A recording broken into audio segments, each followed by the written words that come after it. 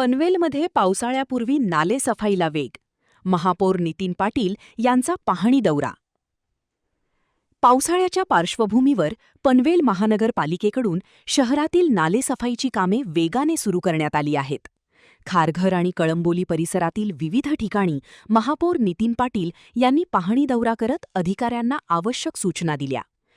पावसाळ्यात नागरिकांना पाणी साचणे, दुर्गंधी आणि वाहतुकीच्या अडचणींचा सामना करावा लागू नये यासाठी पनवेल महानगरपालिकेकडून विशेष स्वच्छता मोहीम राबविण्यात येत आहे. या पार्श्वभूमीवर महापौर नितीन पाटील यांनी खारघर आणि कळंबोली परिसरातील नाल्यांची पाहणी केली. यावेळी नाल्यांमधील गाळ काढणे, कचरा हटविणे आणि अडथळे दूर करण्याच्या कामांचा आढावा घेण्यात आला. संवेदनशील भागांमध्ये विशेष लक्ष देण्याच्या सूचना महापौरांनी अधिकाऱ्यांना दिल्या. तसेच स्वच्छता विभाग, आरोग्य विभाग आणि संबंधित कर्मचाऱ्यांनी समन्वयाने काम करून नागरिकांना कोणतीही गैरसोय होणार नाही याची काळजी घ्यावी, असे आवाहन त्यांनी केले.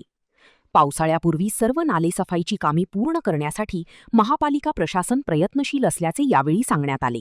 पनवेल महानगरपालिका क्षेत्रांतर्गत आज आपण खारघर येथे आणि कळंबोली येथील नालेसफाईचा शुभारंभ केलेला आहे.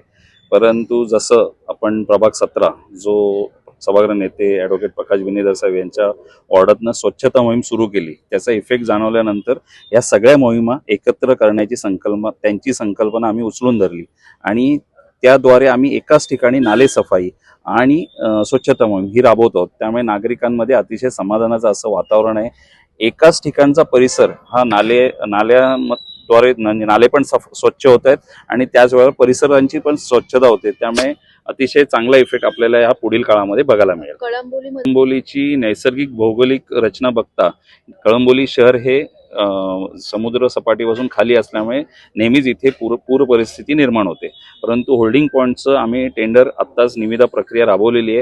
ही निविदा प्रक्रिया उघड झालेली आहे आणि आता नवीन तो जो गाळ काढण्याचं टेंडर आहे हे लवकरच नवीन ठेकेदाराला देण्यात येणार. जो होल्डिंग पॉईंट आहे हा आपल्याला पुढील काळामध्ये, यावर्षी कदाचित आपल्याला तो इफेक्ट जाणवणार नाही, पण पुढील वर्षी मात्र याचा इफेक्ट आपल्याला नक्कीच जाणवेल. स्थायी समितीमध्ये तो विषय अजून मंजूर झालेला नाही, मंजुरीला येईल आणि त्याच्यानंतर नवीन ठेकेदाराला जेव्हा कार्यादेश देण्यात येईल तेव्हा म्हणून म्हटलं की पुढल्या वर्षी आपल्याला त्याचा इफेक्ट नक्कीच बघायला मिळेल. पूर परिस्थिती जी नेहमी निर्माण होते ती कमी व्हायला मिळेल, पण यंदा आम्हाला इफेक्टिव्ह अशा नालेसफाईमध्ये सुद्धा आम्ही पूर परिस्थिती कमी करण्याचा निश्चित आम्ही प्रयत्न करणार आहोत. आम्ही सर्व लोकप्रतिनिधी या इथे हजर आहेत आणि सर्व नगरसेवक कळंबोलीचे या नालेसफाईच्या बाबतीत मी प्रशासनाला, ठेकेदारांना सगळ्यांना सांगितलेलं आहे की सर्व नगरसेवक, स्थानिक नगरसेवक, लोकप्रतिनिधी यांना विश्वासात घेऊन त्यांना कुठे नालेसफाई होते याची माहिती देऊन त्यांच्या सूचना, नागरिकांच्या सूचना या बाबतीतल्या घ्याव्यात आणि त्याप्रमाणे काम करावं.